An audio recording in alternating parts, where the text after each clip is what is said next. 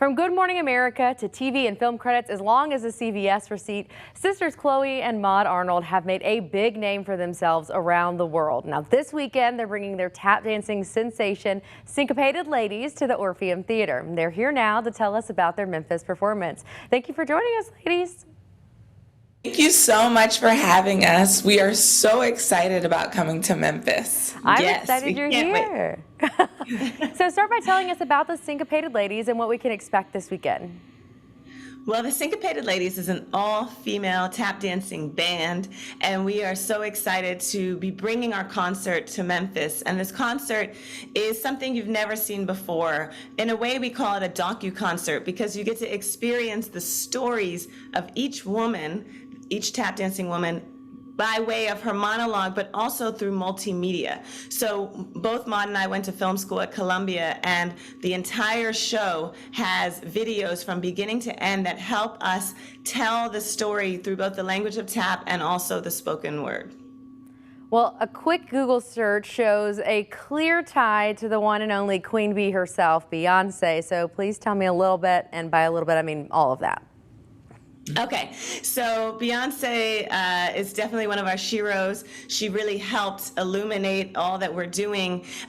So we started creating these tap dance music videos because we wanted to see the way we imagine tap dance in a new and contemporary and empowered light be just expressed. And so we started to make these music videos, and fortunately, one was a tribute to Beyonce, and she picked it up and shared it on her platforms. And since then, our work went viral, massively viral. And she also hired us to launch Ivy Park, and she also approved our Good Morning America performance. So again, she's been nothing but a true shero supporter, someone who understands the value of amplifying the voices of other Black women.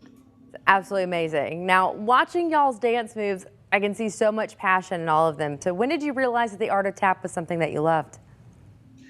Well, we started tap dancing when we were kids in Washington, D.C., where we're from. And the amazing thing about tap dance is that it really is a dance that's by the people and for the people. It's super improvisational, it's super community oriented, and it just spoke to us in such a real and organic way. And we never stopped. Well, that's awesome. Now, obviously, Black History Month coming to a close. So what does it mean to bring your show to a city with such deep ties to Black history and culture? Well, it's absolutely, I was thinking about that actually yesterday. In our show, there's so much historical context to understanding tap dance, understanding our journeys as Black women in America, and we look to the past to empower our futures. And so that's why it's so poetic for us to be coming to Memphis, because our journey is possible because of all the sacrifices that our people made before us to create civil rights, to create equity. And what's really unique and special is that this show is executive produced by us, Black women, and starring Black women. And this is a changing of the guard, where now we are the owners of our narrative, and we are shaping our stories, and we are not seeking others to let us into a space, but rather we are claiming our space. One thing I thought was really interesting is I've studied dance my whole life, and I didn't realize that tap had African roots. Yes, and it's so interesting, and I think this is why this show is also super important, is that oftentimes Black artists don't control the narrative and the history and the telling of in books and things, and so it's super easy for histories to get erased. And so we're here to solidify and make sure that people know the truth and the real history behind it.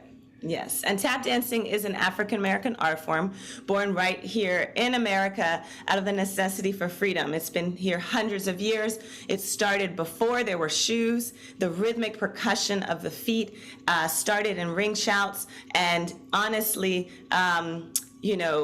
African syncopation, the name of our company, Syncopated Ladies, is a musical concept that is in the entire African diaspora of music. So the syncopation is when you create rhythms off the beat, but they create the funk and the soul that you feel. So it's not a straight rhythm, boom, boom, boom, but it's like boom, ah, boom, boom, ah, boom, ah, boom, boom, ah. That's syncopation. And so that's another way that you see the African influence on tap dance in the way that rhythm is expressed. Finding the movement in the pocket, I think you said. Yes. All right, well, if you asked me to name famous tappers off the top of my head, unfortunately, it's always men that seem to kind of come to mind, but some of my best female friends who are the best tappers I know, obviously women. Why do you think women haven't always been highlighted as much, and what can we do to change that in the future? Well, I love that you bring that up, and that's another important theme in our show. So historically, when we think of tap dancers, yes, the majority that we can name, they are quite brilliant, but they have been men. And I think it parallels, the thing that's unique and special about tap is that it really parallels the climate of the country. So if you look at tap dance throughout the centuries, you see the disparities that are existing in American culture in the art form. And so as we see the rights of women being amplified and respected and being called to action, this is definitely, tap dance is part of the movement, I would say. And so, you know, tap dance women have typically been in the chorus, right? And you see, you know, massive lines of long-legged girls, and, you know, it's definitely one type and one look, usually. And this show is all about actually changing the paradigm and saying that our voices matter. It's not the body and just fitting into one box, but it's actually rather the essence of who each person is as an artist, and their unique qualities is what makes the artist stand out and makes them memorable. And I think that that's what the men were able to do. They were able to just be themselves. Literally, you look at the difference between Gregory Hines and Sammy Davis Jr. and the Nicholas brothers and Fred Astaire and Gene Kelly, that none of them danced the same.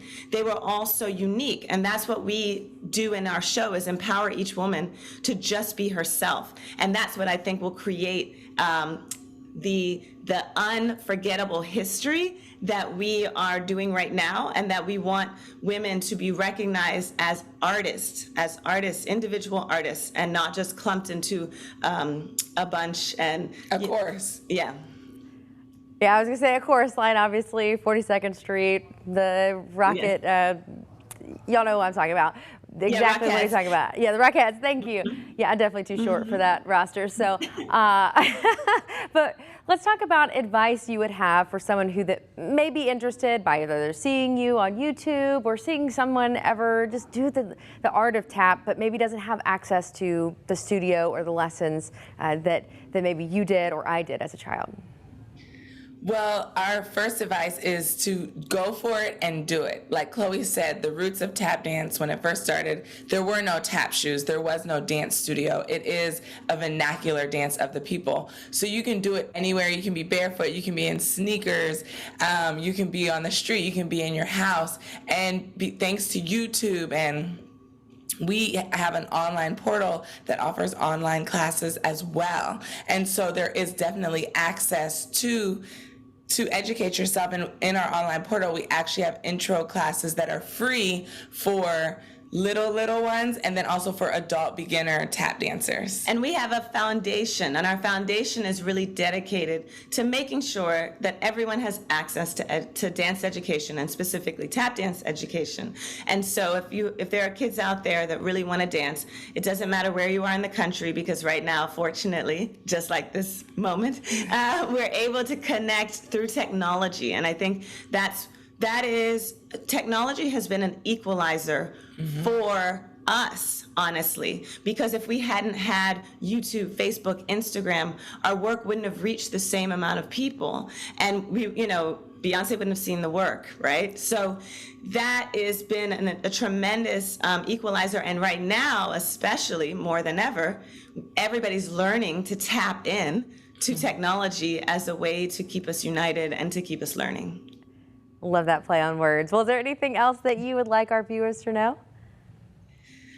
Well, we just would love for you all to come out. Yes. The show is something that we're very thankful because our show attracts really diverse audiences, from literally 2-year-olds that are bouncing around in the aisle to our 99-year-old grandmother who was just at our concert.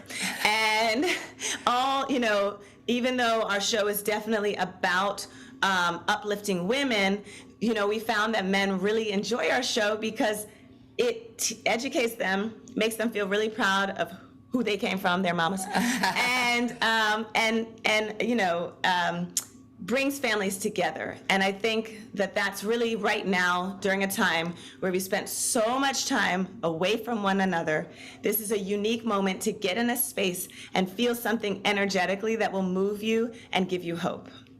Well, I love everything that y'all are doing, and I am so excited to catch you guys this weekend. And thank you so much for your time, for joining us today. Thank you so much for having us. We are so excited to be in Memphis. Yes. Yay. All right, well, can't wait to see you.